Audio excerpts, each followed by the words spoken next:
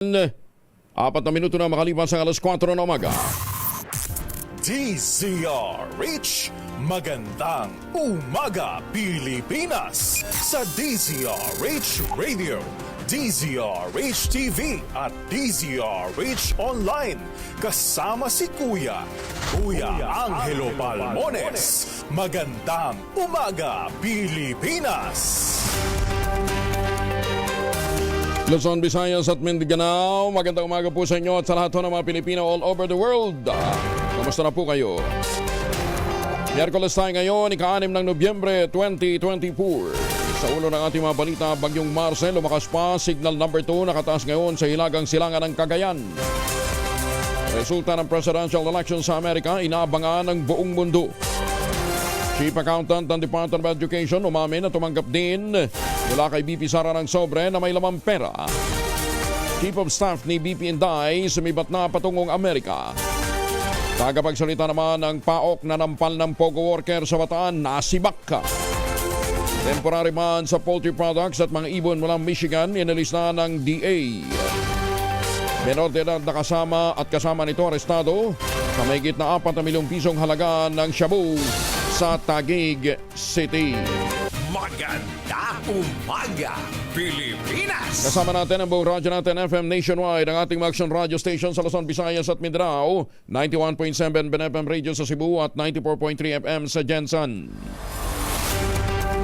Sa detalye ng ating mga balita, mas lumakas pa ang Typhoon Marce habang kumikilos ng pakanluran hilagang kanluran sa Philippine Sea. Huling namataan ang pag-asa si Marce sa layong 415 kilometro silangan hilagang silangan ng Ethiaga Isabela o 395 kilometers east of Tigorao City. Taglay ang lakas na hangin umabot na 140 kilometro bawat oras malapit sa gitna. Ang pagbugso nito umaabot na ngayon ng 170 kilometers per hour. Kumikilos ito sa direksyong northwestward sa bilis na 15 kilometro. Nakataas ngayon ang signal number 1 sa northeastern portion ng mainland Cagayan at apektado na rin ang Santa Ana at Gonzaga. Ang mga sumusunod na mga lugar ay nasa ilalim ng signal number 1. Batanes, rest of Cagayan, Babuyan Island, Ilocos Norte, Ilocos Sur, Apayao, Abra, Kalinga, Mountain Province, Ifugao, northern portion ng Benguet, Isabela, Nueva Vizcaya, Quirino at northern portion ng Aurora. Batay sa forecast track ng Pag-asa, maglalandfall o lalapit sa Babuyan Island o northern portion ng mainland Cagayan ang Bagyong Marce mamayang hapon o gabi. Inaasahang lalabas naman ng Philippine Airway Responsibility si Marce Biyernes na gabi, ngunit mas lalakas ito at aabot sa peak intensity nito bago maglandfall sa Babuyan Island o sa Cagayan. Ipinapaubaya na ng National Disaster Risk Reduction and Management Council sa mga lokal na opisyal ang pagdedeklara ng forced evacuation bilang preparasyon sa Bagyong Marce. Ayon kay Defense Secretary Gilbert Chodoro, chairman ng NDRRMC, hahayaan na nito ang mga regional director sa pag-assess ng kinakailangang evacuation upang maiwasan din ang panic ng mga residente. Inaasahang unang maglalandfall ang Typhoon Marce sa Northern Cagayan pero aminado ang kalihim ng Department of National Defense na maaari pang magbago ang track nito. Sa press briefing sa Campo Aguinaldo, sinabi ni Chodoro na nagbaba na ng kautusan ng Department of the Interior and Local Government para magsagawa ng paglilikas sa mga nakatira sa hindi maabot na lugar ng mga rescuer. Hahayaan na po natin ang regional directors at mga lokalidad na magbigay ng tamang informasyon at maagang informasyon kung saan magkaka-forced evacuations. Mahirap pong magbigay ng sagot on a national basis kasi baka magkaroon ng false information, panic, yan po ang ayaw natin mangyari. Naimbag na bigat kakabsat sa mga kababayan natin dyan sa Isabela. Tiniyak naman ng Department of National Defense na hindi mahahati ang atensyon ng Armed Forces of the Philippines sa pagbabantay sa teritoryo ng bansa at pagresponde sa mga sunod-sunod na kalamidad. Ginawa ng Defense Secretary ang pahayag sa harap ng nagbabantang pananalasa ng Bagyong Marce na inaasang tatama sa Northern Luzon. Ayon kay Chodoro, bagamat hindi pa naman nila bibitawan ang pagbabantay sa bansa, tila hindi rin naman ito kinakailangan dahil magiging banta pa rin sa kalaban ang bagyo. Definitely not. Hindi makakadistorbo yan dahil pag masama ang panahon, hindi rin makaka-operate ang ating mga kalaban. Samantala, ayon naman sa HEPE ng Armed Forces of the Philippines, si General Romeo Browner Jr., higit sa 300 search, rescue, and retrieval teams na ang kanilang idineploy bilang paghahanda sa panibagong bagyo. Umabot na ng 26 na araw o halos isang buwan ang nasayang na school days dahil sa pananalasa ng mga nagdaang bagyo at iba pang kalamidad sa bansa. Batay ito sa tala ng Department of Education sa mga naging class suspension mula Agosto hanggang Oktubre. Batay sa report, halos lahat din ng mga rehiyon sa buong bansa nakapagtala ng class suspension sa loob ng 3 buwan dahil sa mga pag-ulan, bunsod ng habagat, pag-alburuto ng bulkan at mga bagyong Freddy, Operdi, Hener, Enteng, Helen, Julian, Christine at ang bagyong Leon. Calabarzon ang pinaka-apektado ng class suspension na umabot ng 26 na araw. Sumusunod naman ang Cagayan Valley at Central Luzon na may 26 na nawalang school days. Pangatlo ang Cordillera na meron namang 23 days. Samantala, umabot naman sa 492 na mga classrooms. Ang total damage ng bagyong Christine at Leon, 1,147 naman ang partially damaged at nangangailangan din ng minor repairs. Samantala, umapila naman si dating Malabon Mayor Antolin Lenlen Loretta sa gobyerno na tutukan ng mga batang nasa mga evacuation center matapos ng pananalasa ng bagyong Christine at Super Typhoon Leon. Ayon sa long-time public servant, uso ngayon ang flood-related diseases, lalo't hindi pa rin naman humuhupa ang tubig baha sa ilang lugar, partikular na sa Bicol at Batangas. Kailangan na niya ng mas malakas na monitoring at assessment para kagyat na matugunan ang pangangailangan at health risk ng mga bakwit, lalo na yung mga pinaka-vulnerable sa mga sakit, ang mga kabataan. Sinabi ni Loretta na dapat sapat ang supply ng gamot, hygiene kits at regular ding nag-iikot ang mga health workers sa mga evacuation center upang maagapan ang mga sakit na posibleng dumapo sa mga bata at malunasan ang mga may sakit na. Nais rin niyang masiguro na may masustansyang pagkain para sa mga batang evacuee dahil nakasanayan ng puro dilata at noodles ay pinamimigay ng mga food pack sa mga apektado ng kalamidad. Umaasa naman si Loretta na magiging sustainable ang plano ng Department of Social Welfare and Development, ganyan din ng Department of Science and Technology na mamahagi sa mga bakwit ng ready-to-eat foods na may kasamang masustansyang pagkain katulad ng kanyang isinatuparan nung siya'y mayor pa ng Malabon. Mahigit naman sa 800,000 katao na ang nanunuluyan sa mahigit 1,300 evacuation centers. Bata ito sa record ng National Disaster Risk Reduction and Management Council. Si Loretta ay anak ng dating senadora na si Tensi Aquino Loretta, naging 3-term mayor, vice-alkalde at konsehal din ng Malabon. Bagong balita, bagong impormasyon. Kasama si Kuyang Angelo Palmones. Magandang umaga, Pilipinas! Oy mga misis, ay may araw ba si Mr. pag-uwi galing ng trabaho abay dahil yan sa germs sa katawan nila para labanan ang amoy araw at amoy pawis, gumamit ang Shield Bath Soap regularly. Unbeatable ang Shield sa paglaban sa germs versus another brand by Shea Butter. Pampalambot ang kuti sa presyong abot kaya $12.50 SRP. Kaya naman, recommended ito ng Philippine Nurses Association.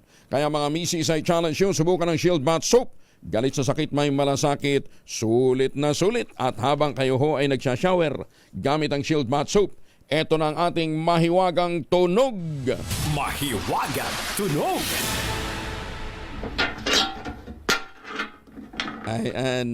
Actually, nakuha na. Nakuha na yung item number 1 at item number 2. Nakuha na rin yung prinsipyo ng B6. Hindi lang magkakasama sa isang sagot. Hiwa-hiwalay. 22,000 ang naghihintay na premyo sa ating mahiwagang tunog. Review nyo yung inyong mga sagot. Ano ha? Nakuha na yung item number 1, nakuha na yung item number 2, yung prinsipyo ng P6 nakuha rin, magkakaiba lamang ang mga sumagot. Ayan ha. Ang inyong mga sagot ipapadala po ninyo sa 0919-282-6485. Sundin ang tamang format ng pagte-text empty space, name slash, address slash, contact number slash, at ang inyong sagot. Isang beses lamang po maaaring mag-text sa ating text line gamit ang inyong mobile number. Ang mga sasali naman online, kinakailangan meron ho kayong sharer badge. Klaro? Ayan ha. I-check ko ninyo. Machi-check ba nila? Mari-review nila. Pati yung online, lalo na sa online, ano, ha? Makikita nila yung mga sagot. I-check ko ninyo yung mga previous broadcast natin. Nandun ho yung tagot. Magandang umaga, Pilipinas! Ang Ninoy Aquino International Airport pa rin ang nangunguna bilang worst airports in the world. Congratulations! Ito batay sa pag-aaral na isinagawa ng Australian firm na Compare the Market kung saan nakakuha ng score na 0.24 out of 10 ang NAIA. Bagsak sa halos lahat ng kategorya ng NAIA kabilang ang efficiency, accessibility, service at cleanliness. Baka naman ito nung sinagawa ng survey kung kailan walang tubig doon sa NAIA Terminal 1. Kaya yun, no? Ang daming madayuhan pagkatapos pagpunta naman ng CR, ang gagamitin tubig, nakatabo. Ilan sa mga tinukoy na problema sa NAIA ay flight delays, internet speed, safety, sanitation at iba pa. Malayo ang agot nito sa ibang paliparan sa Asia gaya ng Changi Airport ng Singapore na nasa second place. Ba? Second place lang Changi Airport ng Singapore. Ang linis-linis nun. Yung Suvarnabhumi International Airport ng Thailand na nasa pang-11 pwesto. At pati paliparan ng Vietnam na nasa 53rd place. Samantala, nanguna naman sa ranking na may score na 9.44 bilang finest airport in the world ang Hong Kong International Airport. Talaga, tinalo ang Changi. Parang unbelievable. O marangkada na ang US 2024 elections kung saan mahigpit na magkalaban sa posisyon sa pagkapangulo sina Vice President Kamala Harris at dating US President Donald Trump. Hindi kaya sa Pilipinas, ibang sistema ng pagboto na magiging Pangulo ng Estados Unidos. May mga maagang ginawa ang botohan, meron din sa mismong araw ng halalan. Maaari ding bumoto ng personal sa pamamagitan ng mail-in ballot, absentee ballot, depende naman sa estado. May mga nakatalaga na ring bilang ng boto para sa bawat estado at kinakailangan na isang kandidato ay makakuha ng, ito yung electoral votes, ng 270 electoral votes para manalo. So antamayanan po ninyo mamaya, kukuha ho tayo ng karagdagang impormasyon mula po sa ating correspondent, yung RH91 na nakabase ngayon dyan sa Washington, D.C. Kumpiyansa naman si Gregory Pauling, Director at Senior Fellow ng Southeast Asia Program and Asia Maritime Transparency Initiative.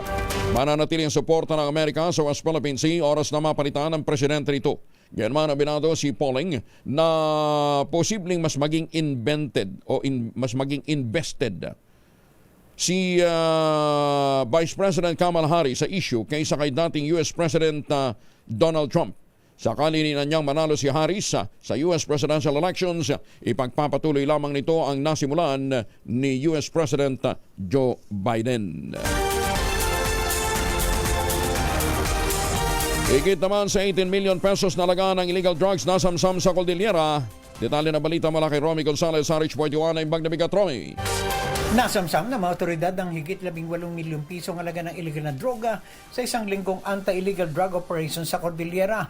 Nagpatupad ang mga operatiba ng Police Regional Office Cordillera Administrative Region ng 14 na operasyon sa lalawigan ng Benguet, Kalinga at Mountain Province na resulta sa pagkakakumpiska ng 30,310 piraso ng fully grown marijuana plants, 7,000 marijuana seedlings, 79 na 1,000 gramo ng tuyong daon na marijuana at 10 gramo ng hinihinalang shabu na may kabong halaga na 18,290,000 pesos. Sa lalawigan ng Kalinga na samsam ng Kalinga PNP ang illegal na droga na nagkakalaga ng higit 12.6 na milyong piso. Winasak naman ng mga operating troops ng Benguet PNP ang higit 5.5 milyong pisong halaga ng tanim na marijuana at natimbog ang isang high-value individual. Samantalang naaresto rin ang isang high-value individual sa Mountain Province. Ang mga naturang operasyon ay bahagi ng pinaigting na kampanya ng Cordillera PNP laban sa illegal drug activities sa rehiyon. Ito si RH41 Romy Gonzalez para sa DZRH. Una sa Pilipinas, una sa Pilipino. Maraming salamat, Romy. Justin Aguina. Bagong balita, bagong impormasyon. Kasama si Kuyang Angelo Palmones. Magandang umaga, Pilipinas! Ay magandang umaga din po sa mga taga-Asinggan. Masantos siya kabasanid si Kayamin sa ating mga kababayan dyan po sa Pangasinan. Inalis na ng Department of Agriculture ang pagbabawal sa importation o pag-aangkat ng mga domestic at wild birds. Yan din ang mga poultry products mula sa Michigan ng Estados Unidos. Sa Memorandum Order No. 47 na inisyo ni Agriculture Secretary Francisco Q. Laurel Jr. nitong Lunes, inaalis ang pansamantalang import ban matapos na i-report ng mga otoridad ng U.S. Veterinary sa World Organization for Animal Health. Nalutas na ang kaso na mataas na pathogenicity avian influenza sa Michigan at wala ng bagong kasong naitala pagkatapos ng July 12, 2024. Nitong nakalipas na buwan ng Hunyo, ipinataw ang temporary import ban sa mga domestic at wild birds. Kasama ang produkto na mga ito, kabilang na ang karne, day-old na sisiw, itlog at similya matapos makatanggap ng ulat tungkol sa pagkalat ng avian flu sa Michigan. Ang import ban ay upang protektahan ang mga consumer at ang lokal na poultry industry. Sinabi naman ni Secretary Laurel na ang direktiba ay magiging epektibo kaagad. Subalit dapat lahat ng mga import transactions ay nakasunod sa mga panuntunan at regulasyon ng DA tungkol sa agriculture at food imports. Ang Estados Unidos ay pangunahing pinagmumulan ng imported na karne ng Pilipinas. Karamihan ay baka at manok. Nagsanib puwersa naman ang Bureau of Customs at ang United Nations Office on Drugs and Crime para pag-aralan ang hazardous waste management. Lain ang programa na mapalakas ang depensa ng mga rehiyon laban sa illegal waste trafficking sa pamamagitan ng pag-share ng mga hakbang sa pamamahala ng mga mapanganib na basura. Sa 3 araw ng pagbisita, sumentro ang pagtalakay sa mga lumalalang hamon sa importation na nilahukan ng Thailand, Cambodia, Malaysia at Vietnam. Ayon naman kay Customs Commissioner Benvenido Rubio, patunay ang nasabing kolaborasyon sa dedikasyon ng gobyerno upang manatiling ligtas ang Southeast Asia. 21 na makalipas ang alas 4 ng umaga, hugas kamay sa akusasyong extortion ang 14 na opisyal ng National Capital Regional Police Office at si NCRPO Director Police Major General Sidney Ernia. Ayon kay Ernia, walang katotohanan at walang basihan ang nasabing alegasyon. Nagugat ito ng salakayan ng PNP Anti-Cybercrime Group ang isang Pogo Hub sa Century Peak Tower sa Ermita, Maynila. Kay ganito opisyal, hindi niya kukonsintihin ang anumang pagkakamali sa kanyang hanay at bukas ang NCRPO sa mga investigasyon upang patunayang legal ang kanilang ginawang operasyon. Naibag na bigat ka na kayo amin sa mga kababayan naman natin dyan po sa Ilocos. Mga mamis, laundry day na ba? Pwede ngayon, monitor nyo lang yung ulan bandang hapon. Kunot no ka ba kapag makapit, madikit at malupit ang mancha? All you need is Pride. Ba't mapahirapan ang self-con sa Pride? Easy at worry-free naman ang laundry. Sa triple stain away formula, tanggal ang matitindi mancha based on test sa chocolate, mud, and sebum cotton. Gawa po ito ng ACS. Mga residente naman ng Eastern Visayas pinag-iingat sa voice print phishing at QR code phishing. Detalye na balita mula kay Jimmy Angay-Angay, RH32, maupay nga agad Jimmy. Pinag-iingat ng Regional Anti-Cybercrime Unit ang mga residente sa Eastern Visayas sa voice print phishing at QR code phishing. Ito ang sinabi ni RACO 8 Chief Operation Digital Forensic Officer Lieutenant Brian Ronario sa isang panayam. Ang voice print phishing ay dito pwede may record ang pag-uusap sa cellphone at manakaw ang busis ng mga scammer na gagamitin na ang busis sa panloloko sa mga kakilala, kaibigan at kamag-anak na manhingi ng pera. Samantala, ang QR code phishing naman ay pwede idikit ang mga ito sa piso Wi-Fi na umano free Wi-Fi na pwede manakaw ang mga sensitibong impormasyon at gamitin din sa panloloko. Mula dito sa DYV Action Radio Tacloban, ito si RH32 Jimmy Angay-Angay para sa DZRH, una sa Pilipinas, una sa Pilipino. Daghang salamat na Jimmy. Ibinida naman ang Philippine Amusement and Gaming Corporation na tumaas ang kita nito sa unang 9 na buwan ng taon, umabot ng 79.43 billion pesos. Mas mataas ng 42% mula sa 55.95 billion pesos na average na kinikita ng PAGCOR taon-taon. Ayon kay PAGCOR Chair Al Tenco, ang sektor ng electronic games o e-game ay nakapag-ambag ng 28.22 billion pesos o halos 35.52% ng Gaming Revenue Pie, sinusundan ng Licensed Casino and Integrated Resorts na nakakuha naman ng 30.84% o katambas ito ng 24.5 billion pesos na mula po sa mga binayad na lisensya. Samantala, sa netong kita naman ng PAGCOR sa unang 9 na buwan na 9.63 billion pesos, abay halos doble na nito yung 4.85 billion pesos na naitala noong nakarang taon. Sabi pa ni Tenko, ang third quarter performance ng PAGCOR ay isang malakas na indikasyon na sa kabila ng desisyon ng Pangulong BBM na iban o ipagbawal ang mga pogo, aba on track pa rin sila na maabot ang 100 bilyong pisong target na kita sa pagtatapos ng taon. Isa pang opisyal ng Department of Education ang umamin na tumanggap siya ng sobre na may lamang pera mula kay Vice President Sara Duterte noong ito ay kalihim pa ng ahensya. Si DepEd Chief Accountant Runa Catalan ang ikaapat opisyal na umamin sa pagdinig ng House Committee on Good Government and Public Accountability na nakatanggap siya ng pera mula kay BP Inday. Yes sir, ang sagot ni Catalan sa tanong ng chairman ng komite na si Manila 3rd District Representative Joel Chua kung tumanggap ito ng envelope na merong lamang pera mula noon kay DepEd Assistant Secretary Sunshine Chari Paharda, isa sa mga pinagkakatiwalang opisyal ni BP Inday. Sa pagtatanong ni Chua, sinabi ni Catalan na minimal amount lamang ito, umabot ng 25,000 pesos.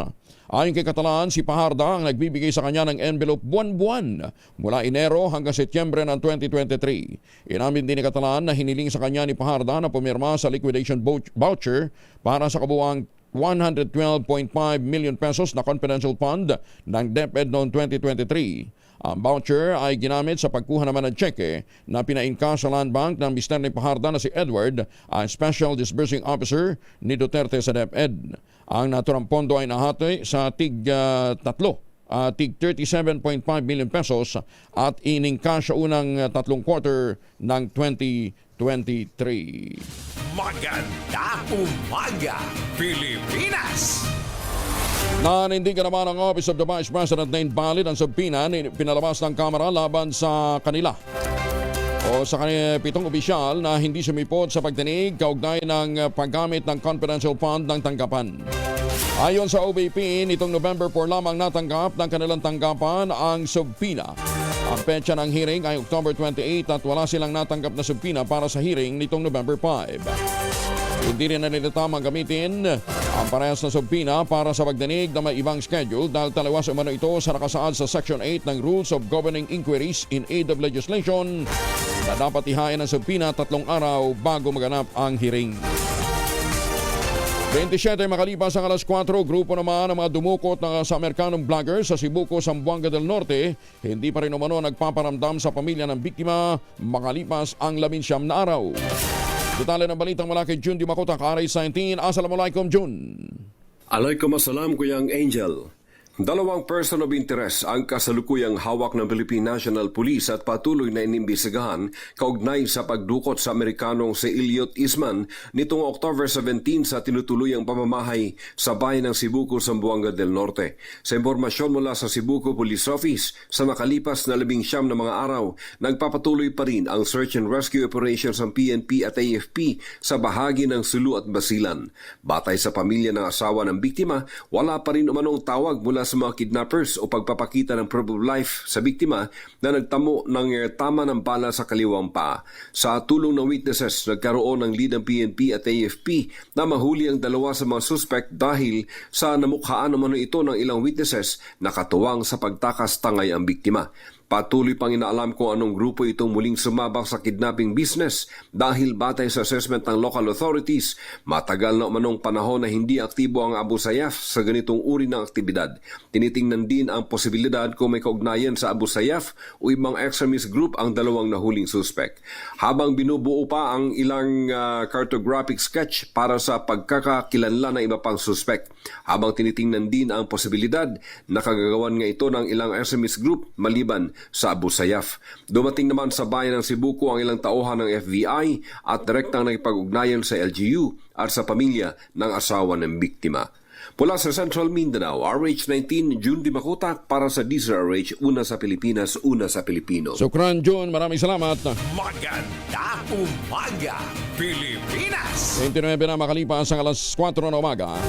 Baka kayo may mga importanteng lakad, huwag kalimutan magbaon ng proteksyon laban po sa mikrobyo. Dalawang formulation ng family alcohol na pwede nating pagpilian. Yung family 70% ay isopropyl alcohol, specially prepared for clinics, hospital, pharmacies, laboratories. Pero okay na okay din po yan sa households, ha? Sa ating mga emergency kit. Very effective yan sa disinfection at sterilization. Ganyan ang bagsik ng family. 70% ay isopropyl alcohol. Maghapon man natin gamitin, no problem. Hindi po manunoy ang ating mga kamay dahil meron po itong moisturizer. Yun namang mabangong family rubbing compound improved cologne. Ayan ho yung mabangong isopropyl alcohol na ginagamit po ng mga masahista, mga barbero, mga doktor, mga nurse, mga kumadrona for sponge, bathing, and other cleansing purposes. Family rubbing alcohol parang DZRH subok na sa mahabang panahon. Mabibili sa namang convenience stores nationwide. Family rubbing alcohol, hindi lang pampamilya, pang sports pa. Hoy, si Ayon Perez at saka si Vice Ganda muling pinasinungalingan ang mga isyu kaugnay ng kanilang relasyon.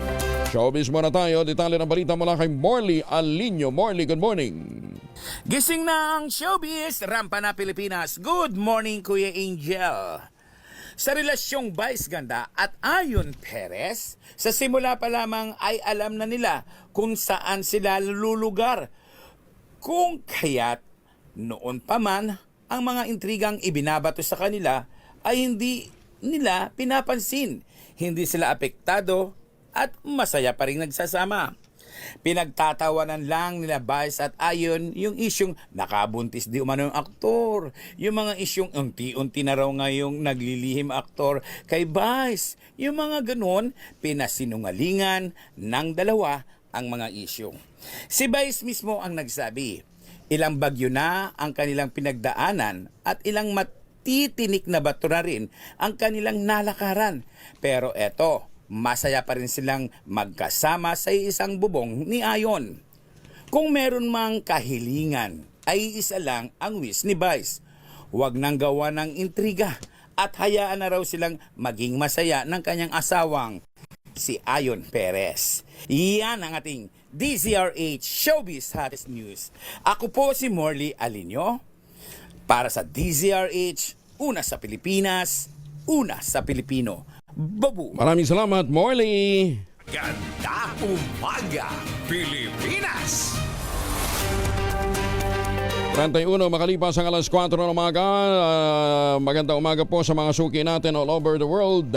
Lalong-lalo na sa mga nakatutok sa atin dyan sa General Santos City. Alam mo, layo Batiin din natin yung mga taga New York, Cubao. At mga taga Cambridge, Cubao. Dami dyan nakatutok sa atin aga-aga. Magandang umaga din po sa mga suki natin dyan sa Laguna. Bumiyahin na pa Amerika ang Chief of Staff ni Vice President Sara Duterte sa bispiras ng pagdinig ng Kamara de Representantes. Kaugnay ng paggastos ng kabuuang 612 million pesos na confidential fund ng Office of the Vice President at ng Department of Education. Napag-alaman ng House Committee on Good Government and Public Accountability na kinilala rin bilang Blue Ribbon Committee na si OBP Undersecretary Zuleika Lopez ay umalis ng Pilipinas noong Lunes ng gabi patungong Estados Unidos. Si Lopez ay isa sa mga opisyal ng Office of the Vice President na pinasugpina ng komite para humarap at magpaliwanag ukol sa umano'y maling paggastos ng 500 million pesos na confidential fund ng OBP noong 2022 at 2023. Ipinagbigay alam sa komite na pinamumunuan ni Manila 3rd District Representative Joel Chua na dumaan si Lopez sa immigration counter sa Ninoy Aquino International Airport Terminal 1 alas 7:31 ng gabi ng Lunes. Lulan ito ng Philippine Airlines Flight PR-102 patungong Los Angeles, California na lumipad naman alas 10:25 ng gabi. Una rito hiniling ni Chua sa Department of Justice na isama si Lopez at 6 na iba pang opisyal sa Immigration Lookout Bulletin kasunod ng mga impormasyong natanggap nito na nagbabalak na umalis ang mga ito. Ang Lookout Bulletin ay para ma-monitor ang mga individual na lalabas ng Pilipinas at hindi para sila ay pigilan. Kinumpirma naman ng Office of the Vice President na nagtungo nga ng Amerikas ang Undersecretary ng OBP na si Zuleika Lopez noong gabi ng Lunes. Bisperas ng pagpapatuloy ng investigasyon ng Kamara hinggil sa mga liridad sa paggastos ng pondo ng OBP at ng Department of Education. Sa inilabas na pahayag ng tanggapan, iginit nitong personal at walang kaugnayan sa trabaho ni Lopez ang kanyang biyahe. Nagsumiti rin nila si Lopez ng dokumentong kinakailangan para sa kanyang pag-alis bilang government official at inoprubahan ito ni Vice President Sara Duterte. Iginiit pa ng OBP walang basihan ang mga spekulasyon ang pagbiyahe ni Lopez at nananawagan din ang opisina na respetuhin ang privacy ng pamilya nito. Magtatagal naman si Lopez sa Estados Unidos hanggang November 16 lamang. Umabot naman sa 612.5 million pesos ang mga questionableng nagastos ni BP Inday na confidential fund sa Office of the Vice President at DepEd noong 2022 hanggang 2023. Ito ang sinabi ni Manila Representative Joel Chua sa hearing ng House Committee on Good Government and Public Accountability. Ayon kay Chua, ang nasabing halaga ay ang kabuuang confidential fund na ibinigay sa OBP at DepEd sa loob ng 2 taon. Palaisipan kay Chua kung saan napunta ang milyones sa pondo, gayon din sa anumang paraan ito ginastos. Kaugnay nito, dismayado rin ang kongresista sa ang mga miyembro ng komite kapag papatuloy na pag-isnab ng mga opisyal ng OBP at DepEd sa hearing para ipaliwanag ang paggastos ng pondo. May paliwanag o wala, isa lang ang tiyak na sagot. Malamang hindi napunta ang confidential fund sa mga estudyante pati sa kanilang seguridad. The numbers drawn came from the very documents submitted by the Vice President. Oras sa buong Kapuluan, 35 na makalipas ang alas 4 na umaga. Zambales Provincial Police Office nakuhang number 1 outstanding performance ng buong Region 3. Detalye ng balita mula kay Danny Kumilang, RH37. Danny, good morning. Dahil sa magandang performance at tamang pagsunod ng pagpapatupad ng batas ng Zambales Provincial Police Office sa pamumuno ni Provincial Director Police Colonel Ricardo Pangan Jr., matagumpay na nakamit nila ng Zambales Provincial Police Office ang number 1 outstanding performance sa buong Region 3 nitong buwan ng Oktubre 2024. Ang lahat ng pamantayan at mataas na marka ay kanilang nakuha. Ang magandang pag-uugali at pagtugon sa mamayan sa tamang batas at walang pang-aabuso sa kapwa, lalo na sa kanilang pagpapatupad sa tungkulin. Pinasalamatan naman ni PD Colonel Ricardo Pangan Jr. ang kanyang mga tauhan sa pagkakasungkit nila ng number 1 performance mula sa naglalabang 8 unit ng Provincial Police Office. Dahil dito, taas noon nilang may pagmamalaki ang Zambales PPO ang kanilang karangalang nakuha sa paligsahan sa gitnang Luzon. Danny Kumilang, RH37, DCRH, una sa Pilipinas, una sa Pilipino. Maraming salamat, Danny. May paama kay kayo nga sa ating mga kababayan dyan po naman sa Pampanga. Flash Report. Flash Report! Nako! Meron na daw po isang namatay dito po sa aksidente ng 3 sasakyan sa kanto ng Osmeña Highway at Sobel Rojas. Nandun ang ating pilotong si Dennis Villanueva. Dennis, kumusta ang sitwasyon dyan? Good morning, Kuya Angel. Dito tayo ngayon sa Osmeña, northbound. Dito sa corner ng Osmeña, tsaka ng Soberoa. Kuya Angel, mayroon ditong malaging na aksidente. Isa pa tayo, tatlong sasakyan na dalawang bola, isang SUV, saka isang pan-delivery ito, saka isang truck. Anyari? Ano nangyari? Nakatulog daw yung driver ng truck. Nako! Inakarot yung dalawa. Ay, sus, may Ginoo. So, saan ang galing yun namatay? Ayaw pang magbigay ng sige. mga kasi inaantay pa daw yung investigador. Sige. Balikan ka namin dyan, mami. Maraming salamat sa impormasyon. Thank you. Sa ngayon, Kuya Angel, kabubukas lang na itong kalsada kasi kanina isinara ito. Dahil sakop nito yung dalawang linya, isang linya na lang ang pinadadaanan. Ngayon yung traffic, napakahaba na, abot na ito sa NLEX. Oo. Anyway, yung may, ano ba ito? Papunta ng airport? Papunta ito ng Manila. Pabalik ng Manila. Sige. Okay. Sige. Thank you, Dennis. Maraming salamat.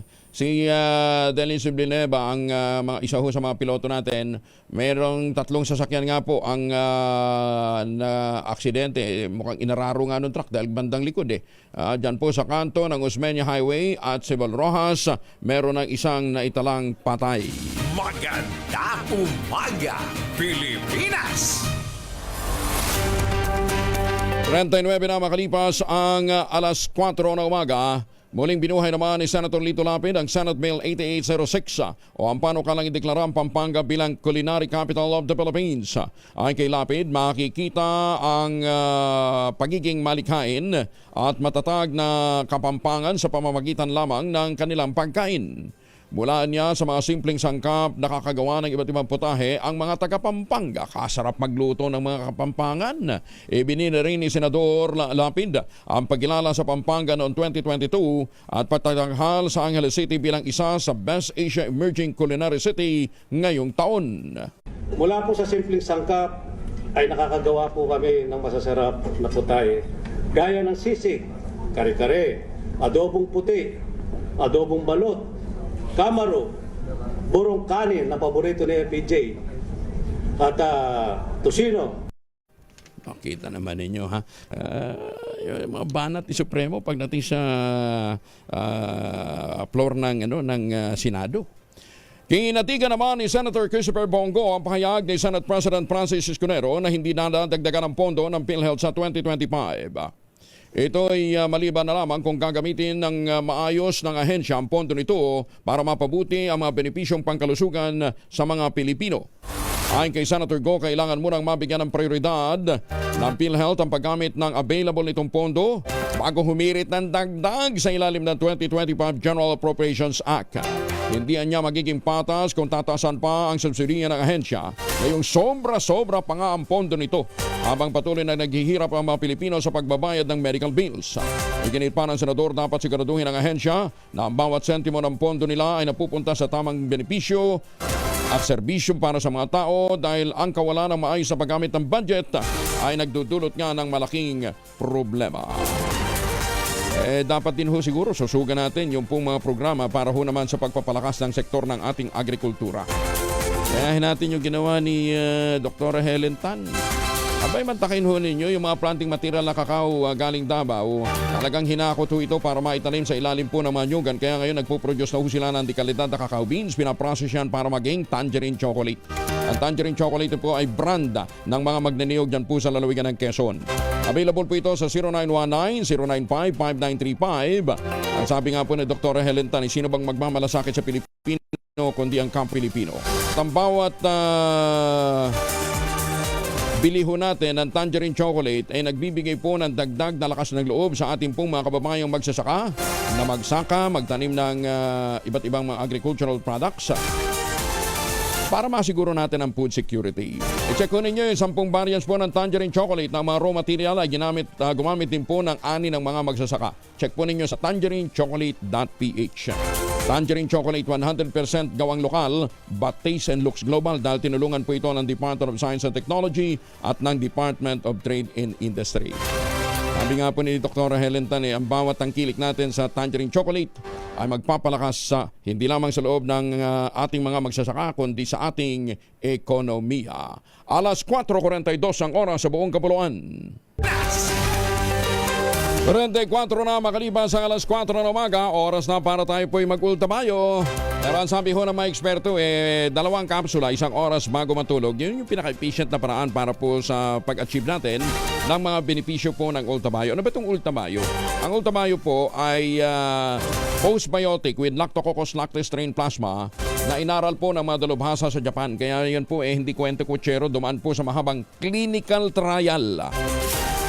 Ang bawat kapsula po ng ultamayo ay nagtataglay ng 50 billion cells ng Lactococcus lactis strain plasma. Ano bang ginagawa ho nito? Pagpasok ko nito sa ating katawan, ina-activate po nito yung PDC, yung commander ng ating immune system, yung plasmacytoid dendritic cell. At yan po ang nagtataboy ng mga toksin sa ating katawan habang tayo po ay natutulog. Kaya na-achieve natin ang magandang tulog, nagkakaroon tayo ng magandang pahinga. Kaya kahit kumakaharap po tayo sa stress, pagod at puyat, okay lang, ginabukasan, masiglang-masigla ka pa rin. Ano ha? Ang ultamayo po ay available sa iba't ibang mga butika. Pwede po ito sa Lazada at Shopee at siguraduhin lamang po ninyo na galing po ito sa Theoxis Health Ventures. Pwede na ho kayo magtanong sa 0917-110-6580 ng mga concerns ho ninyo sa kalusugan. Ang ultamayo po ay rehistrado sa Food and Drug Administration, halal certified at nire-recommenda nga po ng mga doktor. Available sa Mercury Drug, MSK Drug, Pasmed Pharmacy, John's Pharmacy at Curamed. Huwag natin kalimutan, ang Ultamayo po ay hindi gamot at hindi dapat gamiting panggamot sa anumang uri ng sakit. Pumili sama ng 2.3% ang inflation o pagtaas ng presyo ng mga bilihin at serbisyo sa bansa nitong Oktubre. Sa datos ng Philippine Statistics Authority, mas mataas ito kumpara sa 1.9% inflation rate noong Setyembre. Pangunahing dahilan ng pagtaas ng antas ng inflation ay ang presyo ng food at non-alcoholic beverages, pati na rin ang pagtaas ng renta sa bahay, LPG, bayad sa supply ng tubig at iba pang mga serbisyo. Samantala, para naman kay Senator Amy Marcos, kaya pang ibaba ng gobyerno ang inflation rate sa bansa na lumobo na sa 2.3% nitong Oktubre. Ito ay kung susuportahan na niya ng lokal na mga producer ang pagkain gaya ng mga magsasaka at mga mangingisda. Ayon sa presidential sister, itinutulak ng sirit ng inflation ang mataas na inflation sa pagkain na naitala sa 3% mula sa 1.4% noong Setyembre. Batay ito sa record ng Philippine Statistics Authority. Nananatili ang niyang bigas bilang pinakamalaking may ambag sa food inflation na lumobo sa 9.6% noong isang buwan mula 5.7% lamang noong Setyembre. Sinabi pa ni Senator Amy na dapat na gumising na ang pamahalaan sa realidad na pagpapalakas lamang sa lokal na produksyon ang sagot sa mahal na bilihin at hindi ang pag-asa sa importation na nagiging otomatiko kapag kulang ang lokal na supply. Kabilang sa nakikitang solusyon ng mababatas ang pagbibigay ng buwanang sweldo sa mga magsasaka at mga mangingisda sa ilalim ng inihain niyang Senate Bill 2851 upang maengganyo ang ito na manatili sa pagbubukid. Iminungkahi rin niya sa gobyerno na ang mga magsasaka iminumungkahi rin niya sa gobyerno na sa mga magsasaka at mga mangingisda na lamang direktang bilhin ang pagkain para sa mga sundalo, mga preso, yung mga feeding program ng iba't ibang ahensya ng gobyerno gaya ng Department of Social Welfare and Development sa halip na kung saan-saan pa idaan ang bidding. Maganda umaga, Pilipinas! Aba, si Rita Daniela, pinag-ipunan ang reklamong isasampa laban kay Archie Alimanya. Ba't niya kailangang mag-ipon? Alamin nga natin mula kay Gorgie Rula. Gorgie, good morning. Seryoso si Rita Daniela sa pagsampa ng reklamong acts of lasciviousness laban kay Archie Alimanya nung nangyari ang umano'y pambabastos na kung saan ay hinipuan at pinaghahalikan ni Archie si Rita habang hinahatid niya ito pauwi pagkagaling sa party na hinost ni Bea Alonzo. Kaagad na pinag-ayos sila ng Sparkle GMART Center pagkatapos itong magsumbong ni Rita. Si Rita kasi at si Archie ay parehong minamanage ng Sparkle. Pinakiusapan daw itong si Rita na huwag nilang magsampa ng demanda dahil sa maggastos nga naman ito, pero itinuloy pa rin ng aktres dahil sobrang traumatic daw ito sa kanya na ginawa ng isang taong parang kuya na raw ang turing niya at pinagkatiwalaan niya ito. Nangyari yung insidente noong September 9 pero bandang end of October na siya nagsampa ng complaint sa Bacoor City Prosecutor's Office dahil pinag-ipunan daw muna niya ang panggastos niya sa kinuhang abogado. Pursigido siyang ituloy ito kung sakaling umakyat sa korte ang reklamo at magiging kaso. Wala raw siyang binanggit na damages dito dahil hindi naman daw niya hangad na kumita sa kasong ito. Ang gusto lang niyang bigyan ng hustisya ang ginawa sa kanya ng aktor na si Archie Alimanya. Si Archie naman ay nawala na ng trabaho dahil tinanggal na ito ng show sa ginagawa niya sa GMA7 at mukhang wala pang balak ang Kapuso Network na bigyan ito ng isa pang programa sa gitna nitong gulong kinasangkutan niya. Gorgie Rula po nag-uulat mula sa showbiz ng DZRH, una sa Pilipinas, una sa Pilipinas. Maraming salamat, Gorgie. Maganda umaga, Pilipinas! Oy, kasama na natin si Attorney Jimmy Bondoc.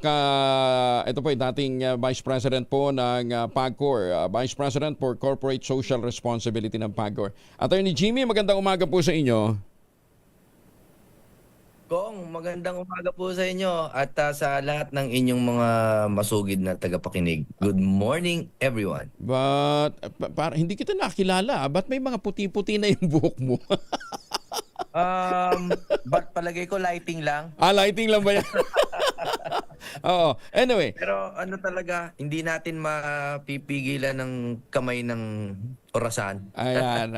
Anyway, isa ho sa mga mahalagang pinapanukala po ni Attorney Jimmy Bondoc kung ito ay papalaring. Teka nga pala, Ano nung nagtulak naman sa iyo para kumandidatong senador?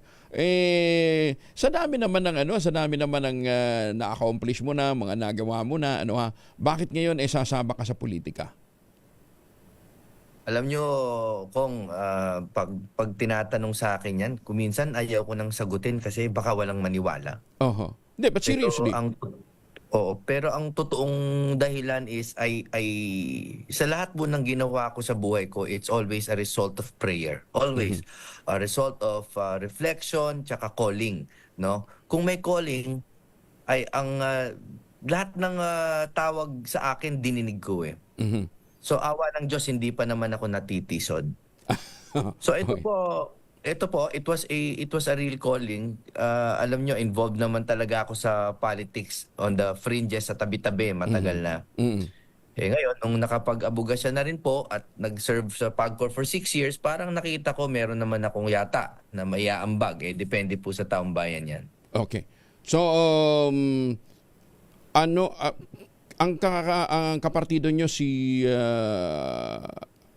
Sino kapartido nyo nga? PDP Laban po. PDP Laban. Oo. Sila This is the party.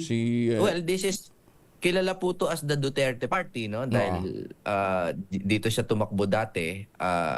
Ngayon, ang senators diyan sila Senator Bongo at si Senator Pato, yan yung mga re-electionist po. Tapos yung iba si Sir Philip Salvador, si Attorney Raul Lambino and Attorney JV Hinlo. Okay.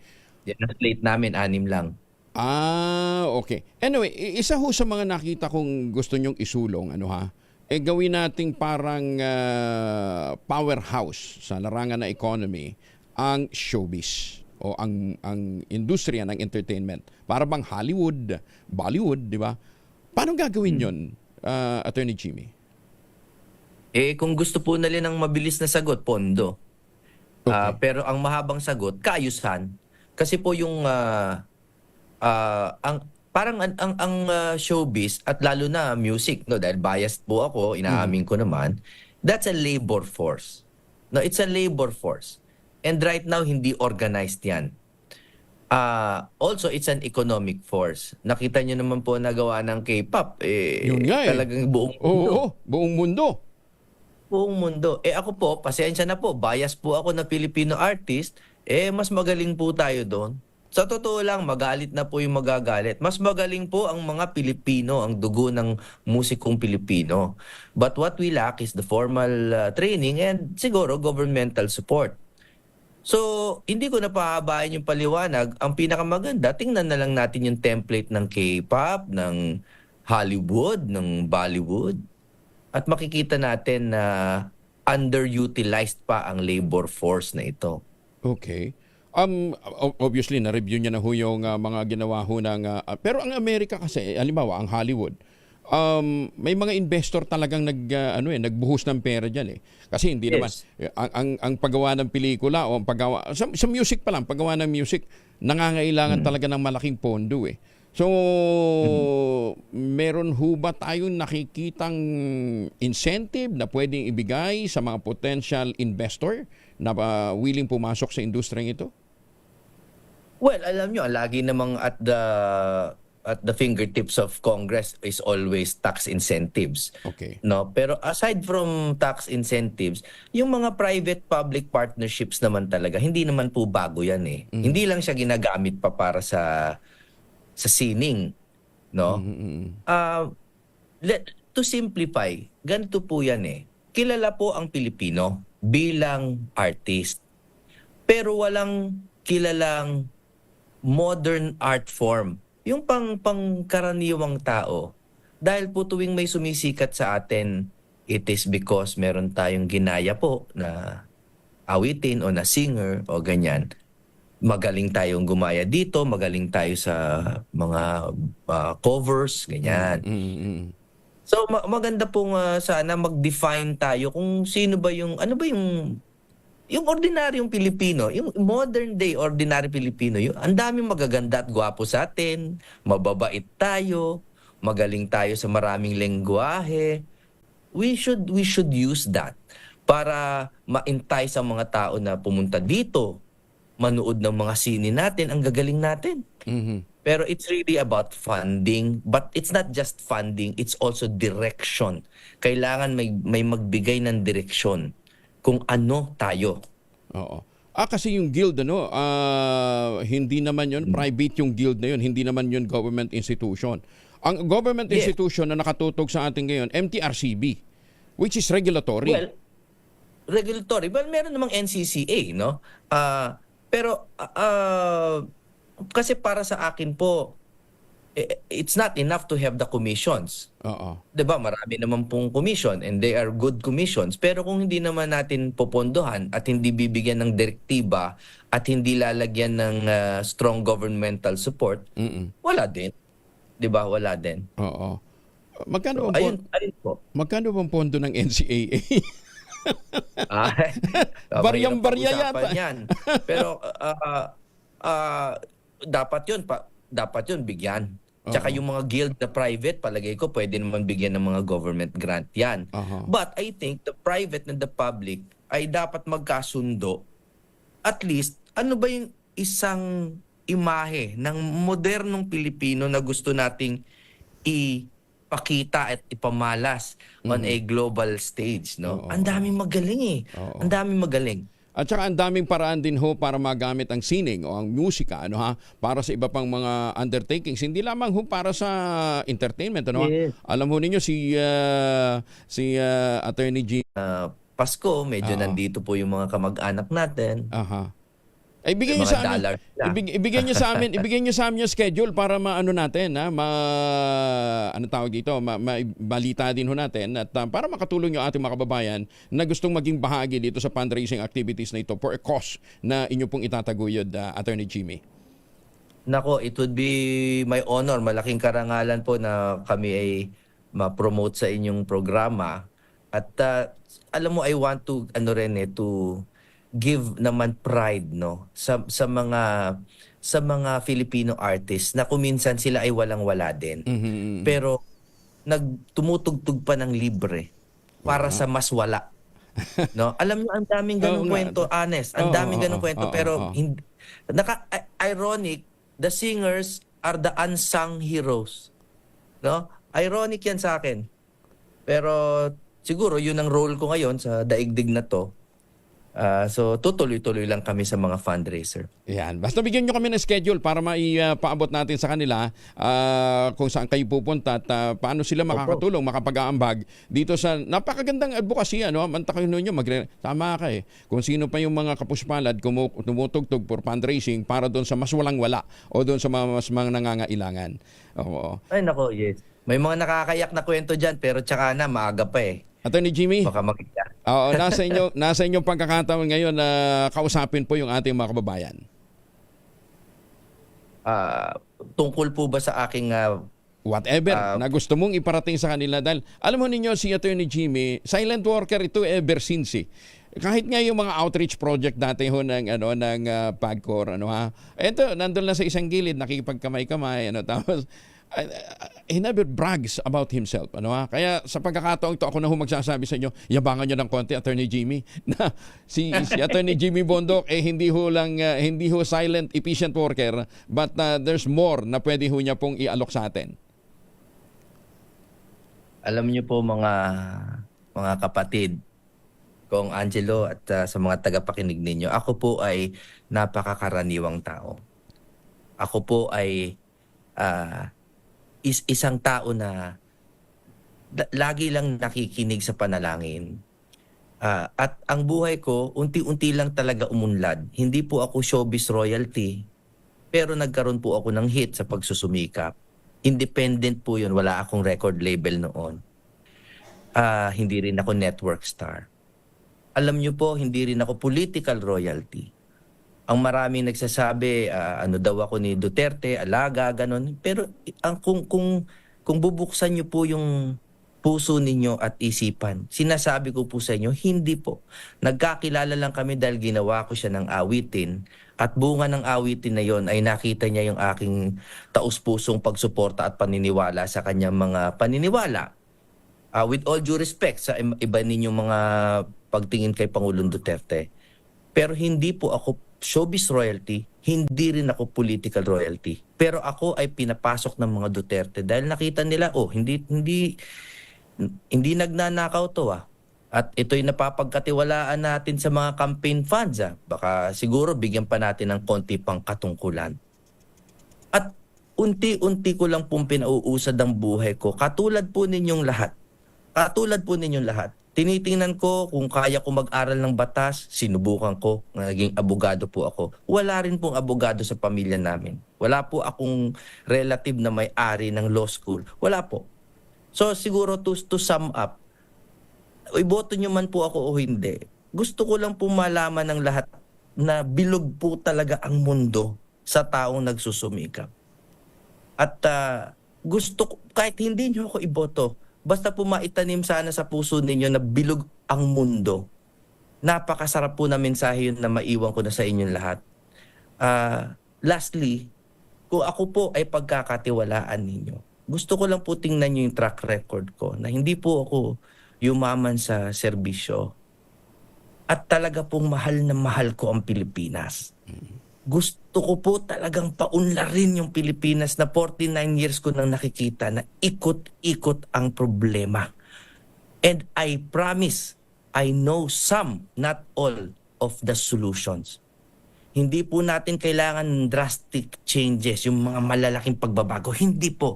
May mga maliliit tayo na kailangan gawin. Kailangan lang merong maningkamot, sabi sa Bisaya, magsipag, maglilis manggas, no? Magtaas ng manggas at pasukin yung Kongreso at ayusin ang mga batas. Sabi nga nila, Attorney Jimmy, ang sabi nga nila isang malaking kasalanan para sa isang tao na meron ka namang magagawa pero hindi ka naninindigan para sa pagsulong ng iyong lipunan. So isang malaking kasalanan yun pagka nanahimik ka. Kaya saludo ho kami doon sa inyong alam ko, sabi ko nga kay Attorney Jimmy, parang suntok sa buntong labang mo ito 'di ba? Sa dami ng mga mayayaman 'di ba? Pero bakit susubuin? Sabi niya nga, kung hindi ka naman maninindigan at walang maninindigan, sino pang makikipaglaban para doon sa talagang nangangailangan? Kaya Attorney Jimmy, good luck. And keep us posted doon sa mga schedule nyo yan.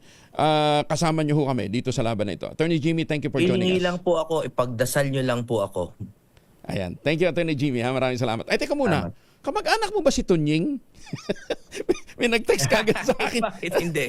May nag-text sa akin. Kamukha ko ba? Yung lighting Sabi niya, may nag-text sa akin ba? Kamag-anak niya ba si Tunying? Ka Jimmy, maraming salamat sa inyo. Magandang umaga. Thank you for joining us. Salamat po. Salamat po. Si Attorney Jimmy Bondok. Maganda umaga, Pilipinas! Mag-live-in naman sa Davao, mag-live-in partner. Arestado dahil sa bypass operation dampu sa Davao City. Detalye na balita mula kay Jun Soter mula sa Action Radio Davao. Jun, may buntag. Mayong buntag usab Kuyang Angel. Arestado ang mag-live-in partner sa ikinasang drug bypass operation sa mga operatiba ng Ikulan Police Station 15 dakong alas 12 ng hating gabi ng Nobyembre 5, 2024 sa isang boarding house sa matatagpuan sa Milon Street, Barangay Matina, Aplaya, Barangay 75-A, Davao City. Ang narestong mga suspek na kilalang sina alias Migs, 50 anyos, electrician at alias Carmelita, 39 anyos. Batay sa initial report ng kapulisan, positibong nabilhan ng isang pakiti sa hininalang shabu ang mga suspek sa nagpanggap na pusher buyer na pulis. Nakumpiska rin sa posisyon ng mga suspek ang 21 baga pakiti sa hinihinalang shabu na may standard drug price na 52,536 pesos. Nakulong na ang mga suspek at sasampahan ng kasong paglabag sa Republic Act 9165 o Comprehensive Dangerous Drugs Act of 2002. Ito si June Soter para sa DZRH. Una sa Pilipinas, una sa Pilipino. Daghang salamat, June Soter. Maganda umaga, Pilipinas! 5 minuto na makalipas ang alas 5 ng umaga. Kauna-unahan sa Pilipinas. Manila Broadcasting Company. DZRH, a proud member of MBC Media Group.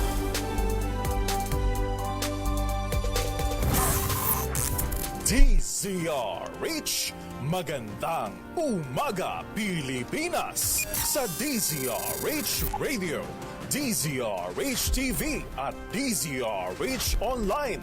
Kasama si Kuya Angelo Palmones. Magandang umaga, Pilipinas!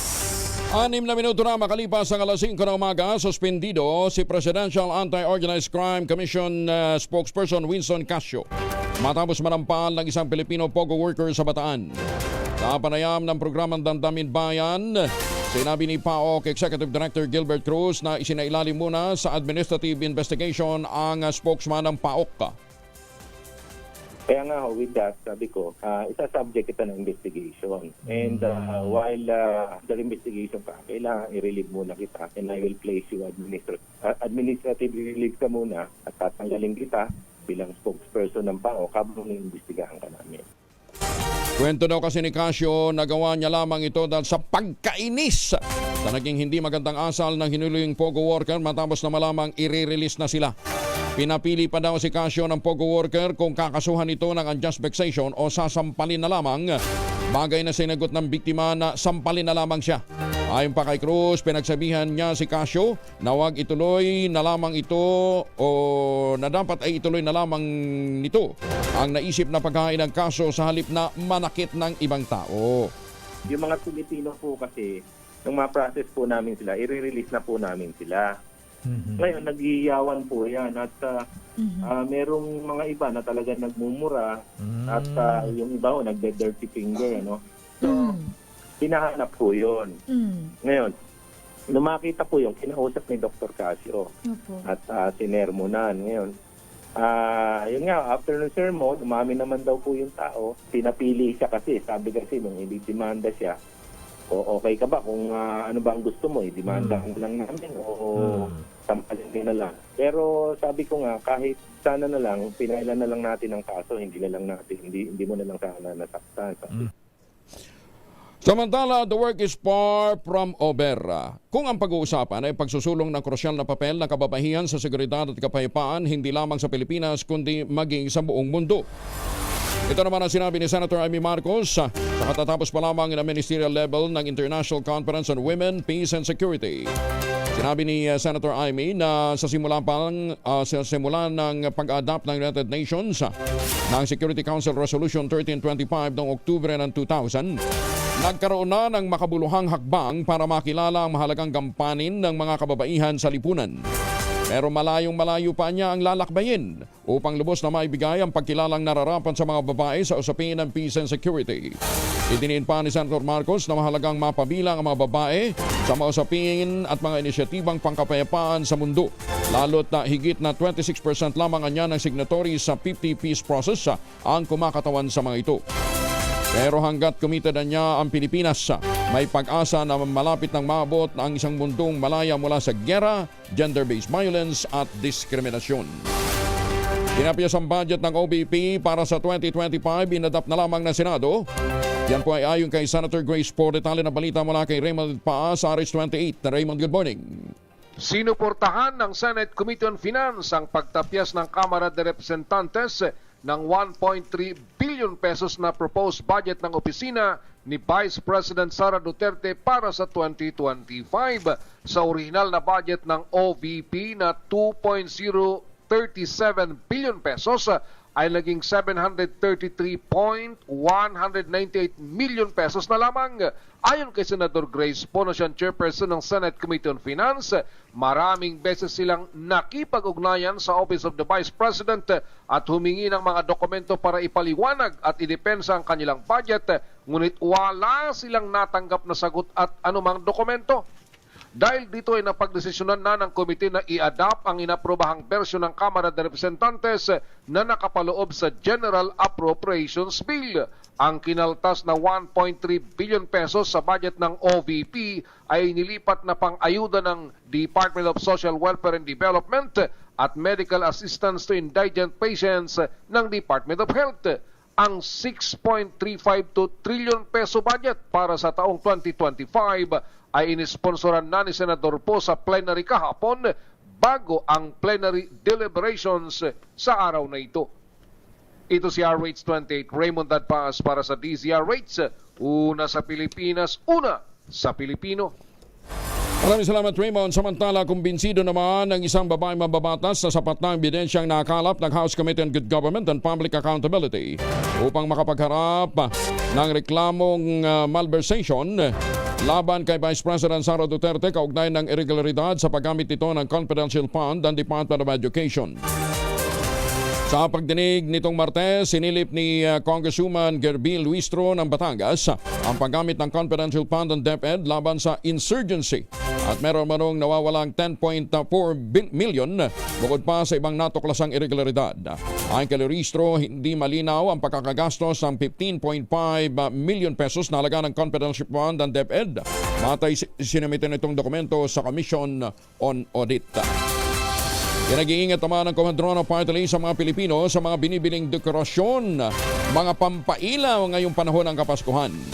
Ayon sa nominee ng Komandrona Party List na si Attorney Piona Itona, ilan sa mga ito ay nagtataglay ng mga kemikal na nagpapataas ng panganib sa cancer, birth defects at reproductive problem.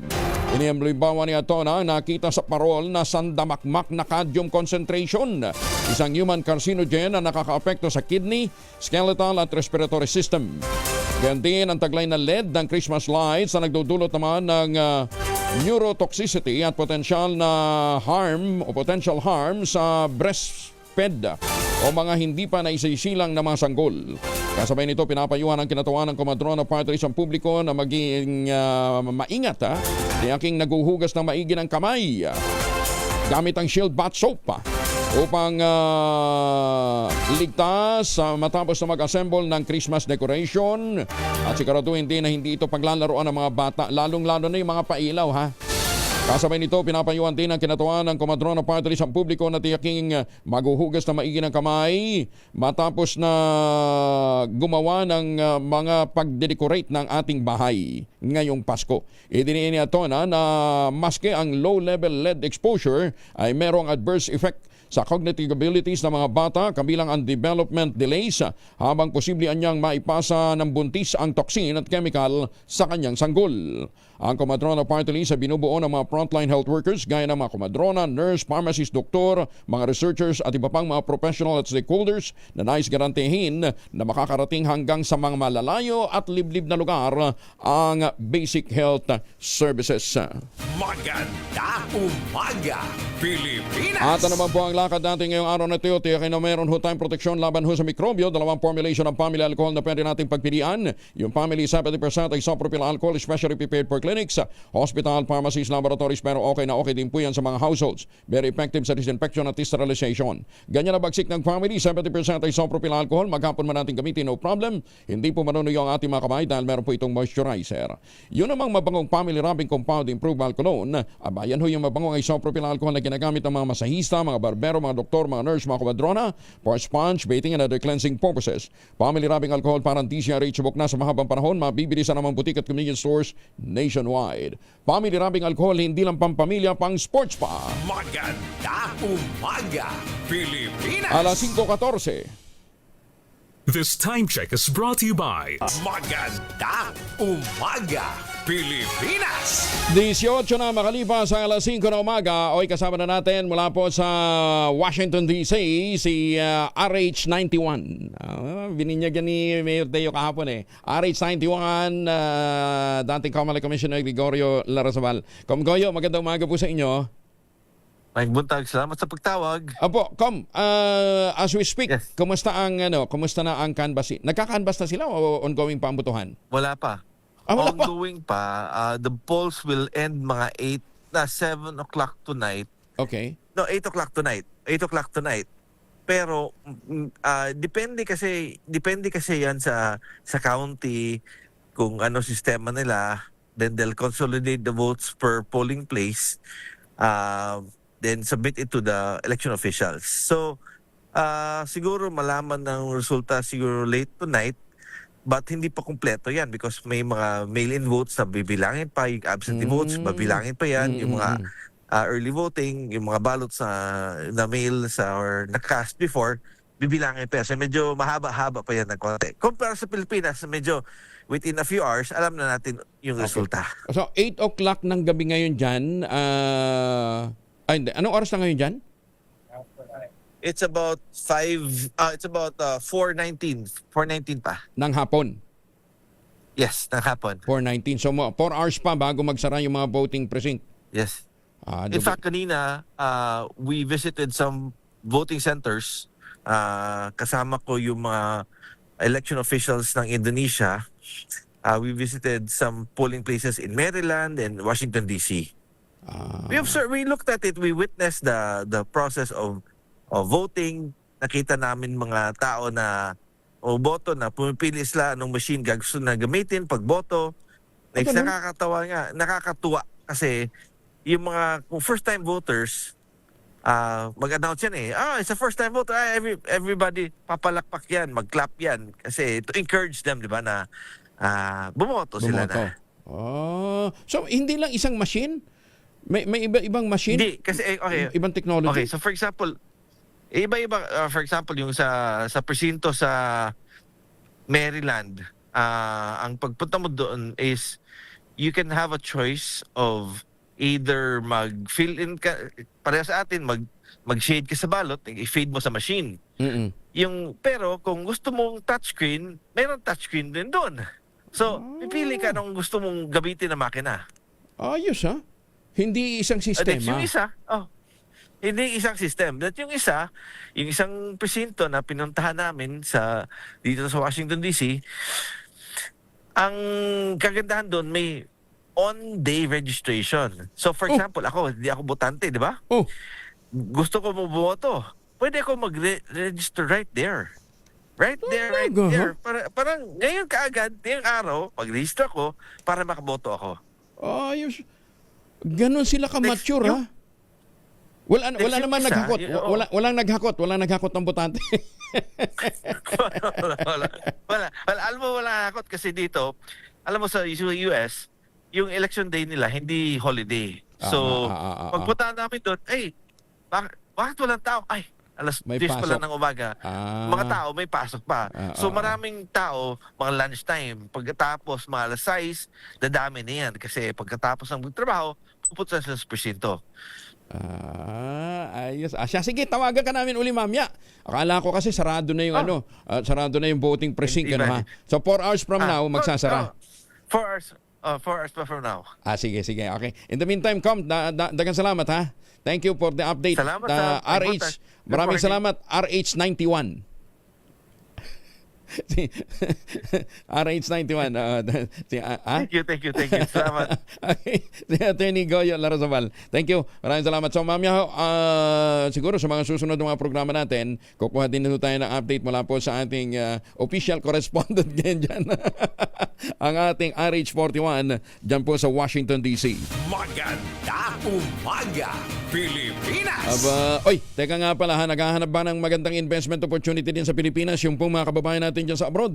May puntahan nyo yung mga binabanggit ni Manu Cabral na walang baha. Yung mga proyekto po ng Westchester Realty, ha? Yan na po ang pinakamurang rent for occupancy unit ngayon with easiest term, 5% lamang down payment.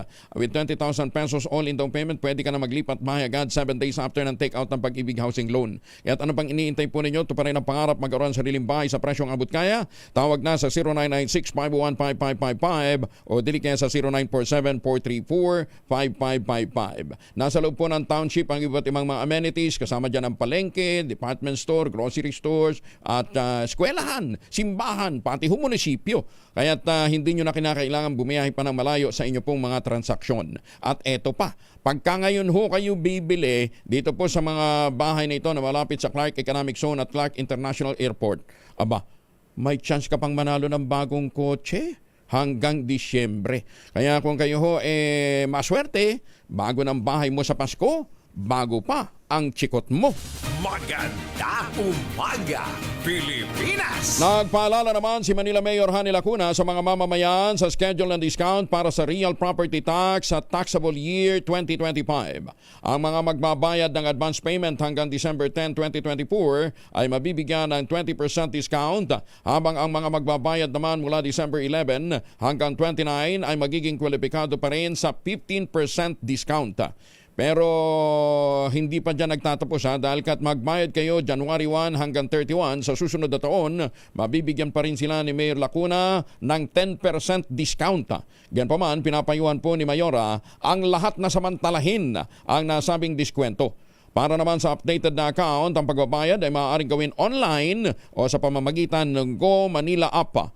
Ito yung www.gomanila.com, habang ang may mga delinquent account ay maaaring magbayad sa pamamagitan ng over-the-counter transaction sa e-Boss Center sa Manila City Hall. Maganda umaga, Pilipinas! 25 na makalipas ang alas 5 na umaga. Maganda umaga, Pilipinas! 29 na makalipas ang alas 5 na umaga. Ay, maganda umaga nga pala sa ating Midnight Singers. Talagang nag-iibayo sila ng paghahanda para po sa ating nalalapit na concert. Kita naman ninyo, naka-uniforme pa ng t-shirt ng Magandang Umagang Pilipinas. Magandang umaga sa ating mga Midnight Singers. Pakinggan nga natin yung sample ng kanilang mga birit, RHTV.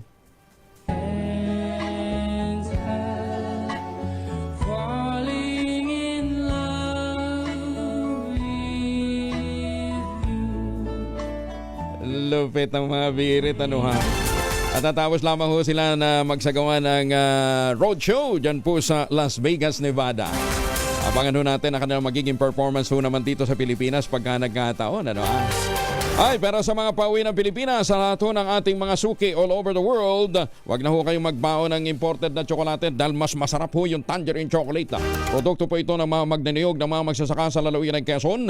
Tatulong po ni Dr. Helen Tan yung po mga planting material ng kakao galing Davao. Hinakot po yan para maitanim sa ilalim po ng mga nyugan. Kaya ngayon ay nagpuproduce sila ng dekalidad na cacao beans para maging tangerine chocolate. Available sa 0919-095-5935. Ang mahigit 10 variants ng tangerine chocolate ay pwede ho ninyo i-check sa tangerinechocolate.ph. Pwede rin ho kayong umorder doon. At ang mga raw materials sa ginamit dyan ay galing din po sa ani ng mga magsasaka. Ang sabi nga po ni Dr. Helen Tan, sino bang malasakit sa Pilipino kundi ang kapwa Pilipino? Kaya sa bawat tangkilik po natin sa tangerine chocolate, pinalalakas natin ang loob ng ating mga magsasaka, pinalalakas natin ang ating lokal na ekonomiya. Tangerine chocolate, sabi po ni Dr. Helen Tan, gawang lokal but taste and looks global. Maganda umaga, Pilipinas!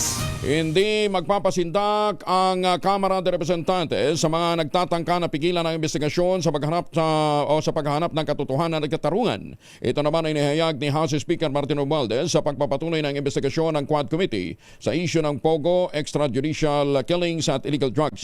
Hinabi ni Romualdez na hindi magiging hadlang sa kanilang trabaho ang kabi-kabilang pagkilos para i-discredit ang mga miyembro ng Quad Committee at ang Kamara.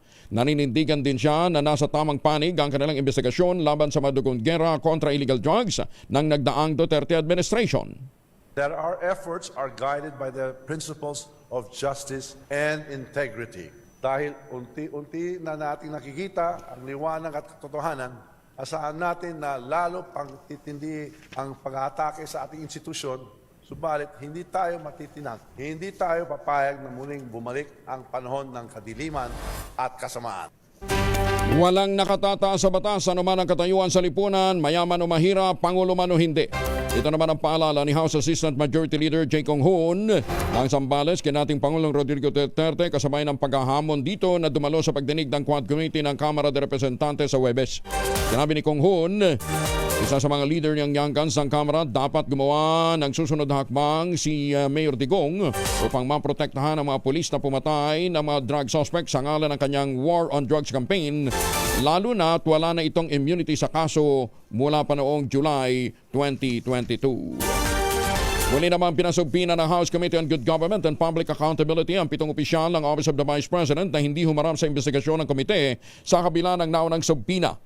Kabilang dito sina Attorney Zulaika Lopez, Chief of Staff ng Office of the Vice President, Attorney Lemuel Ortonio, Assistant Chief of Staff at Chairperson ng Bids and Awards Committee ng OBP, Attorney Rosaline Sanchez, Director ng Administrative and Financial Services, si Gina Acosta, Special Disbursing Officer ng OBP, Miss Julieta Villa del Rey, ang Chief Accountant ng OBP, Mr. Edward Paharda, Special Disbursing Officer ng Department of Education, at si Miss Sunshine Chari Paharda. Nagbabala si Manila 6th District Representative Benny Abante na mapapatawa ng contempt ang manasabing opisyal oras na hindi dumaling muli sa ipinatawag na pagdinig. Ito naman ang arestado sa iligal na bentahan ng rehistradong SIM online. Detalye ng balita mula kay Edniel Parosa, RH52. Edniel, good morning. Kuya Angel, hulis na magkakaiwalay na entrapment operation sa Metro Manila ang 7 individual na sangkot sa iligal na bentahan ng rehistradong SIM online. Mula entrada nitong Nobyembre, 3 babae at 4 na lalaki na ang dadakma sa EDSA northbound sa Quezon City, Ermita at Pedroil sa Maynila, bahagi ng Valenzuela at Cainta sa Rizal. Ayon kay PNP Anti-Cybercrime Group Director, Police Major General Ronnie Francis Cariaga, bunga ito ng cyber patrolling sa mga website at social media platforms. Talamak pa rin kasi umanong naturang kalakaran, lalo na sa Facebook, kung saan naabot 3,500 pesos ang bentahan ng mga SIM card. Sa katunayan, higit 400 peraso ng mga SIM na pawang mga registered na ang nakumpiska. Sere pa lamang nitong mga pinakahuling operasyon. Maharap itong 7 mga suspect sa kasong paglabag sa Anti-Financial Account Scamming at subsequent sale of registered SIM ng SIM Card Registration Act. Ito si Edniel Parosa, nag-uulat para sa DZRH. Una sa Pilipinas, una sa Pilipino. Maraming salamat, Edniel. Ay batiin ko muna ng happy birthday si Ana Mejia. Ito po ay Public Information Office ni Public Information Officer ni Senator Win Gatchalian. Magandang umaga po sa inyo. Birthday din po pala ngayon ni Mayor Arthur Robes ng San Jose del Monte, Bulacan. Mayor, magandang umaga po ha. At si Sunny Africa ng Ibon Foundation. Binabati kayo ni Malo Cabral. Magandang umaga. Oy, teka nga pala. Mali yung pagkakabanggit ko kahapon ng pangalan ni Moseng. Emerson Encio. Ayan, sabi niya, Tito, nanonood pa naman kami. Oo. Swerte ni Moseng ha. Kaganda ng asawa at saka mga chikiting. Ano ha? Oo.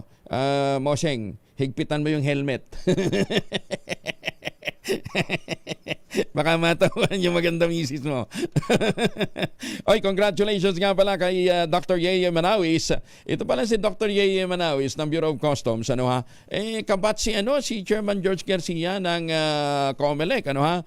Sila po ay ginawara ng nagkaroon ng confirmation ng Juris Doctor ceremony ng Lyceum of the Philippines University Law Alumni Association. Ayan ha? Congratulations sa Doc Yeye. At saka yung kaklase ko naman ng high school, si Junel Hernandez, nagdiriwang din po ng kanyang birthday ngayon, ha? Diyan po sa Mindanao, ha? Jensen ka ba, Judel? Yan, ha? Happy birthday kay Lolo Judel na nagdiriwang ng kanyang birthday ngayon. November 6. Magandang umaga, Pilipinas! Oras na para ho tayo mag-ultabayo. Ano bang ultabayo? Ang ultabayo po ay postbiotic with Lactococcus lactis strain plasma. Ano bang ginagawa ho nito? Ang bawat kapsula po ng ultabayo ay nagtataglay ng 50 billion cells ng Lactococcus lactis strain plasma. Kaya ganoon ho siya potent. Ano, ha? Yan po ay dumaan sa mahabang clinical trial sa Japan. Hindi po kwentong kutsero. Ano? Pagpasok po nito sa ating katawan, itinataboy po nito yung mga toxin sa ating katawan dahil ang ginagawa po ng postbiotic, ina-activate po nito yung PDC, yung plasmacytoid dendritic cell. Yung PDC po naman ang tinuturing na commander ng ating immune system. Kaya habang tayo natutulog, pinalalakas nito ang ating immune system dahil pinapanumbalik nito ang sigla ng ating katawan. Ayan ha. Na-achieve mo na magandang tulog, nagkaroon ka na ng magandang tulog, syempre, magkakaroon ka pa ng relax na pakiramdam. Ha? Yan po ang bisa ng plasmacytoid dendritic cell ng ultimayo pagka nilalabanan ang plasmacytoid dendritic cell. Available po ito sa Lazada at Shopee. Siguraduhin lamang na ito po ay galing po sa Theoxis Health Ventures. Ano?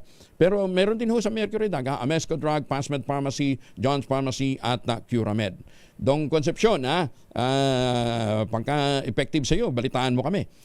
Available po ito para po sa inyong mga katanungan. Po pwede ho kayo mag-text sa 0917-110-6580. Ang ultimayo po ay halal certified, registrado sa Food and Drug Administration, kung kaya't nire-recommenda ho ng mga doktor.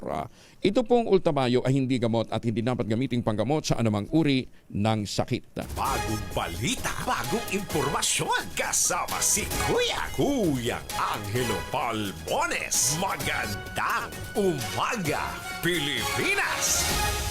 Kasama na natin ngayon si Engineer Dapodil Hugan, Public Information Officer naman ng District Engineering Office 6 diyan po sa Cebu. Ano ho?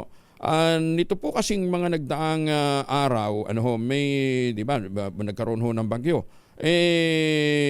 Meron pong mga nag-collapse na mga structure. Kasama ho diyan ang isang bahagi po ng flood control diyan po sa anong lugar nga ito? Teka nga. Diretsuhin na lang natin si attorney, si Engineer Hugan. Engineer Dapodil, magandang umaga po. Yes, sir. Ma'am, may buntag. Buntag. Ayan, oo. Murag kuan garalgal man ang signal ni diha nyo, ma'am. Gaulan diha ron? Wala ka, sir. Okay. Okay, oh. Anyway, ma'am, saan nga ito? Ano yung nag-collapse na structure? Yung collapse po na structure is a stone masonry structure po sa Mandawi City. Mandawi City. Particularly in Magikay, Barangay Magikay. Oo. Ano yun? Gano'ng kahaba? Ito pong project na to na flood control structure is may length po siya na 398 linear meters. Okay. And then yung na-report po na na-collapse na stone masonry structure, may may haba po siyang 15 linear meters. 15? The portion, opo. 15 linear meters. Oo. Pero may ongoing repair na tayo. Yes po. As of now, currently, ongoing po yung rectification work ng contractor po natin. Oo. Teka, ma'am, engineer, tawag kami uli. Malupakitawagan nga uli kasi mapold yung signal ni engineer, hindi masyadong maintindihan, para mas maunawaan ng ating mga kababayan. Dahil mahalagang maintindihan nila ang sanhi nitong pag-collapse nitong structure ito. Babalikan natin si Engineer Hugan, anyway, dito muna tayo, bago ho natin habang inaantabayan po natin na ma-establish natin yung mga linya. Ito muna, dito muna tayo sa ating Mahiwagang Tunog. Mahiwagang Tunog. Malaki-laki din po ang premyo naghihintay. 22,000 na po, 22,000 ang naghihintay na premyo sa ating Mahiwagang Tunog. Kaya habang kayo po ay naguhugas ng plato, naguhugas ng iyong plato, gamit ang smart dishwashing, ito muna ang ating Mahiwagang Tunog. Nakuha na ho yung item number 1 at item number 2. Pareho hong nandun sa logo ng Kumadrona Party List yun din. Galing talaga ng mga mga text natin. Ayan item number 1 at item number 2, pati yung prinsipyo ng P6. Kaya lang, magkakahiwalay ho yung mga sumagot. Hindi na ako magbibigay po ng dagdag na clue, Sundin na naman po ang tamang format ng pagte-text sa empty space, name / other / contact number / at ang inyong sagot. Isang beses lamang po maaaring mag-text sa ating text line gamit ang inyong mobile number. At para ho doon sa mga sasali sa atin online, kinakailangan kayo po ay merong sharer badge. Ang inyong sagot ipapadalo po ninyo sa 0919-282-6485. Maganda umaga, Pilipinas! Okay na, Malo? Na-establish na natin? Okay. Sandali lamang at tinaayos lamang yung linya natin. Papasukin muna natin ang report ni RH... sino ba ito? 23, si Edwin Duque. Edwin, may ano daw po? Okay. Dahil doon sa mga nilagdaang batas para sa dagdag na mga korte, makikinabang daw ho dito ang nabotas. Edwin, good morning. May butag, Kuya Angel, pinasalamatan ni Mayor John Ray Chanto, si Pangulong Ferdinand Bongbong Marcos Jr. sa paglagda ng Republic Act number 12052 na nagbibigay daan para sa pagtatag ng 3 na karagdagang sakay ng Regional Trial Court at 2 sakay ng Metropolitan Trial sa butas. Anya, ang batas na ito ay makabuluhang magpapahusay sa paghatid ng hustisya sa kanilang mga residente sa pamamagitan ng pagbabawas ng mga backlog ng kaso at pagbiyak ng mas mabilis na paglutas ng mga legal na usapin na naka-apekto sa kanilang pang-araw-araw na buhay. Sinabi ng alkalde na ang milestone na ito ay lalong makakabuluhan dahil nung siya umano ay nasa Kongreso. Naghahin din siya ng House Bill 013 upang tugunan ang pangailangan para sa mas madaling maabot at mapahusay ng mga serbisyo ng hustisya sa kanilang lungsod. Aris 23 Edwin Duque nagulat sa DZRH, una sa Pilipinas, una sa Pilipino. Maraming salamat, Edwin Duque. Magandang umaga, Pilipinas! Agad ngang kumilos ang singer at abogadong si Jimmy Bondoc para saklolohan ang mga nasalanta ng Bagyong Christine. Nag-organisa ang senatorial aspirant ng 3 oras sa konsyerto upang makalikom ng relief aid para sa mga biktima ng kalamidad. Idinaan ni Attorney Bondoc ang nalikom na pera sa Office of the Vice President at Provincial Governmental Albay na pinakanapuruhan ho ng bagyo. Sinabi pa ng abogado na walang kinalaman sa politika ang pagpapadaan niya ng pondo sa tanggapan ng Vice President Sara Duterte dahil matagal na niya itong katrabaho, partikular na sa pagbibigay tulong. Tiniguro rin niya na hindi dito matatapos ang kanilang pagtulong sa mga naapektuhan ng kalamidad at iba pang mga nagpapasaklolong Pilipino. Sakali nang lumusot nga daw po siya sa 2025 midterm elections, kabilang sa mga tututukan ni Atty. Bondoc ang pagbabalik ng diplomasya sa Senado at isusulong niya na makilala ang entertainment industry bilang economic force tulad nga ng Hollywood sa US, Bollywood sa India at Hallyu sa Korea. Balikan na natin si Engineer Daponel Hugan ng DPWH sa Cebu. Engineer, good morning. Yes, sir. Good morning, sir. Anak ka na ba? Klaro-klaro na ba? Kay ganiha, di yun maklaro ang imong signal ba? Anyway, anong naging cost ng pagbigay ng portion na yun ng flood control, ma'am? Upon investigation po, yung main cause or reason po nung pag-collapse nung structure is yung water surcharge po sa embankment area. Mm-hmm. And also may nakita po doon na water discharge from a pipeline na also a contributing factor po doon sa pag-collapse. Pipeline sa labas o sa loob nung structure? Sa likod ng structure, sir. Opo. Okay. Saan ang galing yung pipeline na yun? Possible po doon sa mga surrounding areas po doon sa area. Pero hindi naman na-compromise yung buong structure? Hindi naman po, sir. Portion lang po siya ng project. Nung binanggit ko po kanina na 398 linear meters, only 15 linear meters po yung nag-collapse. Okay. And gaano katagal ito kailangang para maisagawa ang repair? Upon contractor's commitment po, as per their commitment, in a week's time, tatapusin po nila yung repair. Okay. Ma'am, ang issue kasi din nila dito, manipis daw yung semento tapos parang may kawayan lang. Kawayan ang ginamit na pang instant na steel bar? As to that, sir, we already released our statement on that po sa aming Facebook page na hindi po totoo na kawayan or bamboo sticks yung ginamit as reinforcements.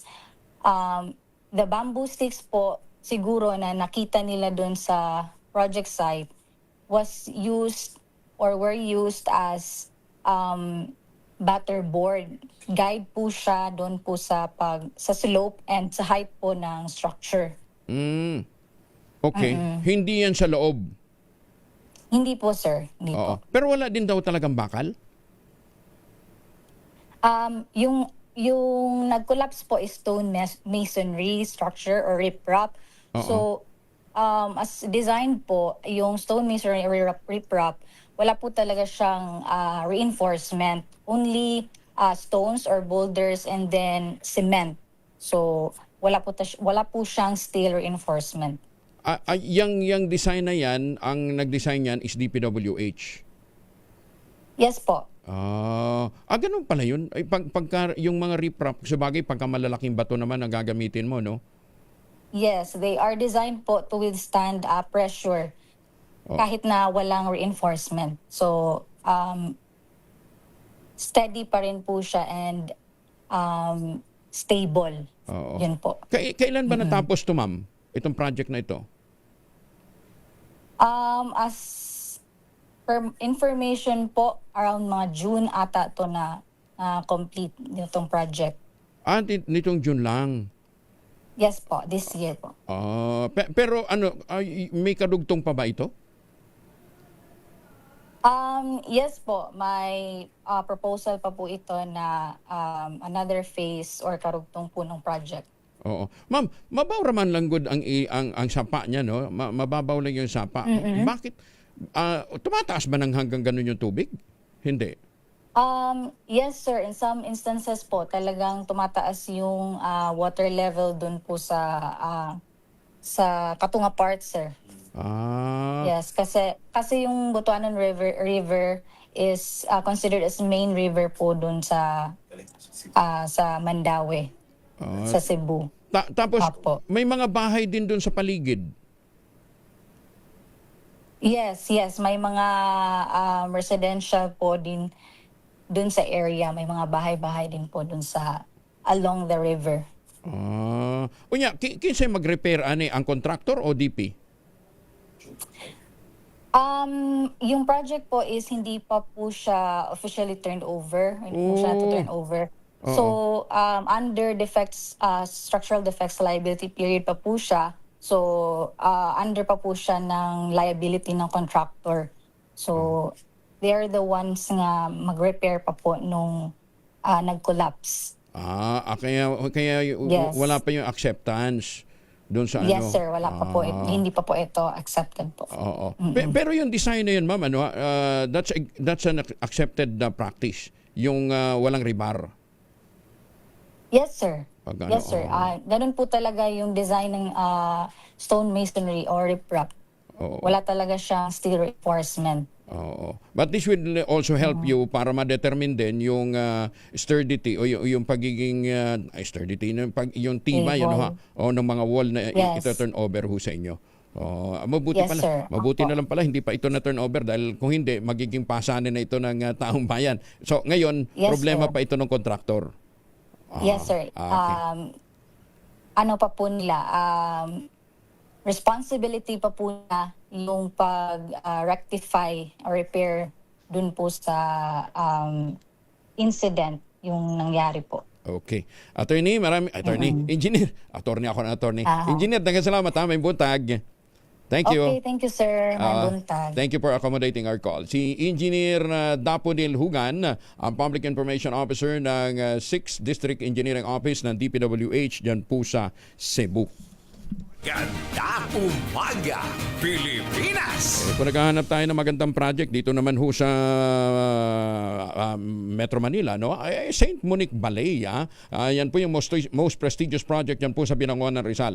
Kaya inaanyayahan ho natin yung pong mga kababayan natin dito ho sa paligid ho ng Rizal, mga taga Metro Manila. Puntahan ho natin itong St. Monique Ballet. Makikita ho natin doon yung kanilang model townhouse na Bianca. 2-story house yan na meron pong balcony na 2 hanggang 3 po ang bedroom siya. Yung bang pagkagising mo sa umaga, gusto mong makalanghap ng simoy ng hangin at makatanaw ng magandang tanawin? Aba, ito ho yung sagot sa pangarap na yan. Pwede nyo ma-avail through Pag-ibig Financing at less than 20,000 pesos monthly amortization, 30 years to pay. Tawag po kayo sa 0917-719-7908 para po sa karagdagang detalye. Yung mga amenities sa paligid po nito, makasisiguro ho sa inyo na magiging convenient ang inyong pamamalagi sa St. Monique Ballet, the most prestigious project sa Binangonan, Rizal. 8 minuto na lamang bago mag-ACS ang umaga. Maganda umaga, Pilipinas! 4 na minuto na lamang bago mag-ACS na umaga. Presyo ng lokal na bigas sa Pasay Public Market. 2 piso daw po ang pwedeng itaas. Sana naman hindi totoo ang forecast na yan ni Giselle Ricaport. Giselle, RH15, good morning. Kuyang Angel, good morning. 2 piso ang inaasahang itataas ng kada kilo ng lokal na bigas dito sa Pasay City Public Market matapos rumagasa yung magkakasunod na bagyo. Sa ngayon, meron pang mabibili dito na 42 pesos kada kilong local rice na pinakamura, 58 pesos naman yung pinakamahal, habang 45 pesos ang pinakamurang imported at 58 pesos ang pinakamahal. May ilang rice retailers naman na 50 na ang pinakamurang lokal na butil, habang 54 pesos ang kada kilo ng imported. Ayon sa mga vendor na ating nakapanayam, hindi pa nila ramdam ang epekto ng mga bagyo dahil meron pa raw stock na mura sa mga bodega ngayon. Pero oras na maubos daw yan, magsisimula ng magmahalang lokal na bigas sa mga susunod na buwan. Marami raw kasing mga palayan ang pinadapa ng bagyong Christine, Leon at Merce, kaya walang aanihin ang mga local farmers. Ito si Giselle Ricaport para sa DZRH, una sa Pilipinas, una sa Pilipino. Maraming salamat na Giselle Ricaport. 2 minuto na lamang bago po mag-ACS balita. O di paano po, magpapaalam na muna tayo ha. Pagtanim na kawayan para sa kalikasan at kabuhayan, ang ating quote of the day ngayong araw na ito ay mula po kay Aurelius o Marcus Aurelius. Isa pong Roman Emperor. Ang sabi niya, the best revenge. Best revenge. The best.